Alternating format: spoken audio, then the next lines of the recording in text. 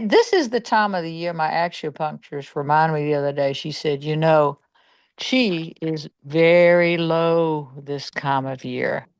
There is not a lot of chi energy, and I find myself not wanting to exercise it more as much, not wanting to go out as much, and I think that's probably a natural thing to kind of keep things going. Yes, Zoe, do some of your exercises, take care of yourself, but allow yourself the grace of saying, "This is the dead of winter, and it's there for a reason and a purpose." That's something we've fallen away from. We have our Monday to Friday, 9 to 5, regardless of the season. And we don't forget that the cycles change for a reason and that our bodies are designed to slow down or to work with what's happening around us. Yeah, exactly. And that's technological age, that's commercialism. And I think a lot of that will fall off. I think you're going to see changes in that over the next couple years. These kids, the statement, well, kids don't want to work this and that. Well, they don't want to do what we have done and what our boundaries were because things are different. They're going to have to find their new way. And they're not willing to go do things that they hate to get money to buy bread. Now you have to, excuse me, do that sometimes. But that's part of the change is the consciousness that's changing. That's very true. My mom was just talking about how when she was growing up, people would find a career and work that a same job for 30 or 40 years, retire with a good pension. And that's almost unheard of now. There aren't those types of opportunities, and the way the world works is changing.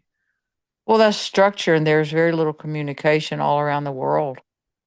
And the structures are changing, and that is what change. That is what is changing. That's Capricorn, by the way. And we're going to be developing new structures and new buildings. I love architecture. Oh my God, I'm obsessed with it. And Frank Lloyd Wright is one of my favorite. William Saroyan came to Stevens when I was at college and he spoke. And I became fascinated with these buildings that they're building in certain parts of the world now that have plants on them. They're living roofs. On your deck, there are plants there that are built. There are even trees. It's amazing to see how the world is changing, but things change gradually.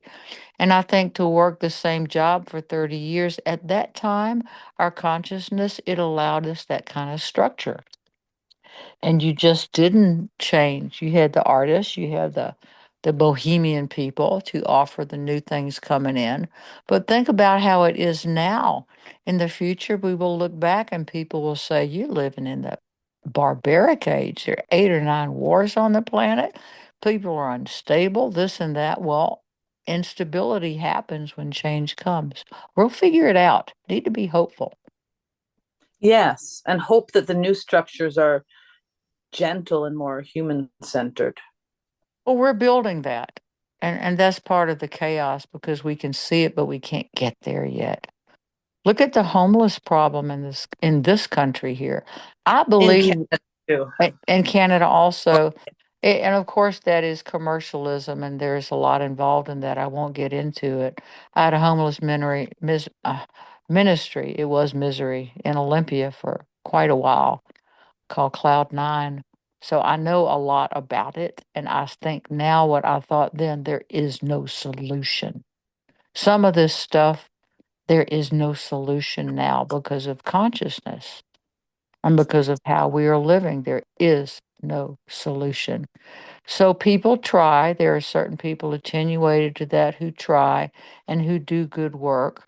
But you have to be careful if you're trying to assuage your own guilt and shame, or if you're really, really doing something to help people. I can't answer that. But this is part of what's changing right now. We're looking for global answers in a local way.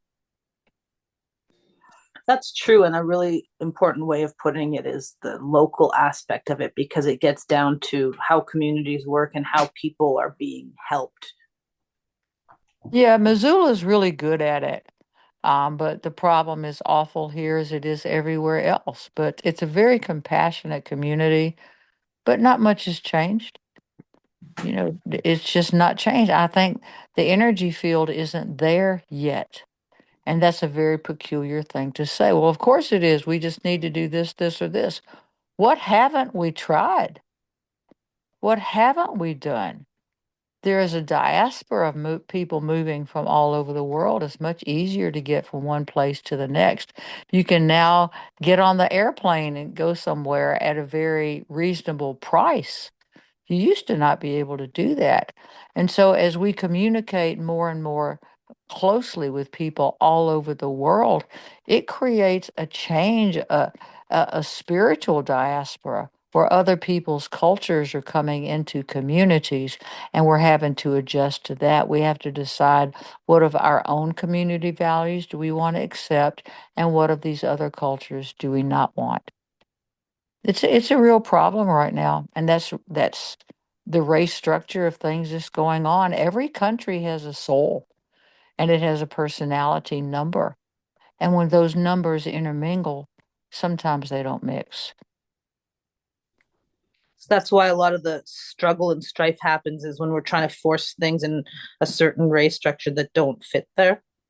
Absolutely so. And when you get down to the scientific economics of race structures in the future and not so far into the future, when a child is born, they will know his race structure, they will know his astrology chart. All of this stuff, his numerology, all of this will be like fed into a system to where you're going to know what that kid's going to need at a certain time in their life. And that child will be under a certain one of the seven ashrams, the seven rays, their soul, not their personality ray. Our personality is all the emotions and the drama and the karma and the stuff we come here to fix. But people will be led more towards their race structure. And if you are a ray 5, which is the scientific mental ray, you will be different than if you are a ray 2. So there's a lot to that. If people are interested in that, I would suggest you get some of Benjamin Krem's books. Maitreya's Mission 1, 2, and I don't know if there's three. There may be three, but there are at least two. Looking at Theosophy, what are race structures? And it will blow your mind. It took me a couple years to even understand what the hell they were talking about because it's so different. It puts people into a hierarchical pattern. And there are certain countries that hate hierarchies. And the Danish, Swedish, no, everybody's equal. Well, you're not. You're not equal, except your soul. You want to be offered equal opportunities. But what are those opportunities? You would have to offer everything. So you have a right to pursue happiness in this country, but you don't have a right to demand that from others.